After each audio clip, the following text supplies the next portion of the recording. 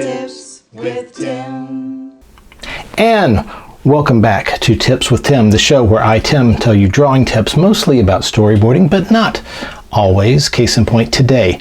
It's not anything about storyboarding, it's about drawing with pen and ink, particularly shading. But today I want to talk specifically about crosshatching, and I'm sure if you've had any experience at all doing pen and ink drawings, you know what crosshatching is, where you draw lines one way and to get a gray tone, and then you draw other lines on top of that to get a little bit darker, then a third way, maybe a fourth way to get gradual deeper and darker values. Now you can do something just straight lines, very geometric, or you can try something maybe more like this, where you follow the curves of the form, so you get more of a little more dimensionality to it.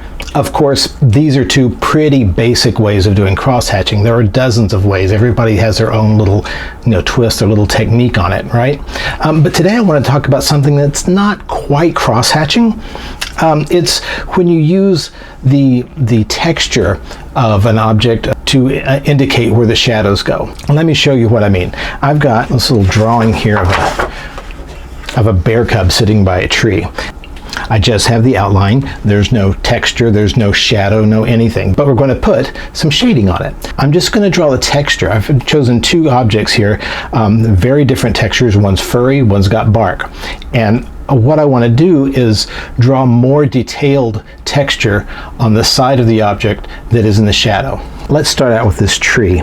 Now this is going to be probably like a beech tree, that has a very smooth bark. And first I'm going to put some just lines running down it, but only on the left side of the screen. I want the light coming from the upper right side of the screen, right? So first I'll just put a little bit of texture here, maybe just some little lines in this root. I can curve it around like this so you get a sense of the roundness.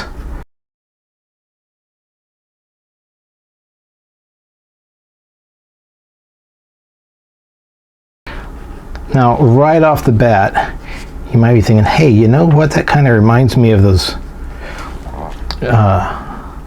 Winnie the Pooh drawings and you'd be right. I'm highly influenced by the drawings of E.H. Shepard, the original illustrator for Winnie the Pooh. Just a beautiful, beautiful, simple style. But notice already here, just with that little bit of texture, and I'm not doing cross-hatching, I'm using lines, of course, just like the same thing that cross-hatching is, and I'm using the same principle. I'm putting these lines closer together where I want the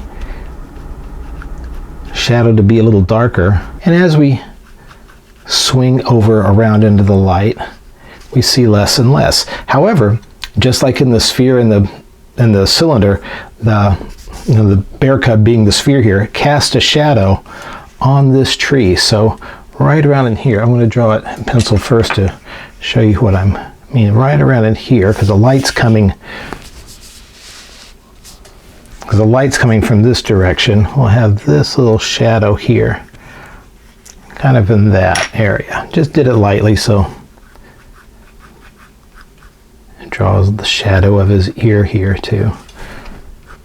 But again, I'm following the same patterns as I did over here. I'm just drawing the texture of the tree.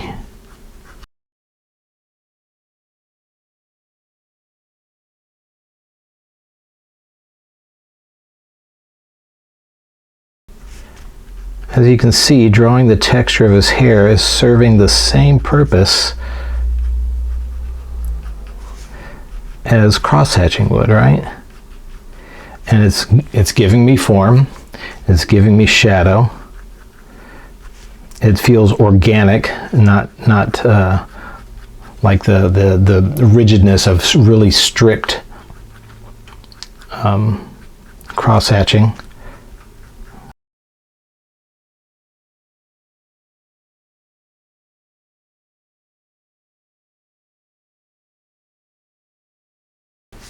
And I could put some other little sprigs of grass I don't want to leave everywhere blank where there's not shadow, but definitely concentrate the level of detail where there is shadow. Like I said, it's kind of counterintuitive. Instead of the light illuminating and showing us detail, it's the shadow that shows us detail.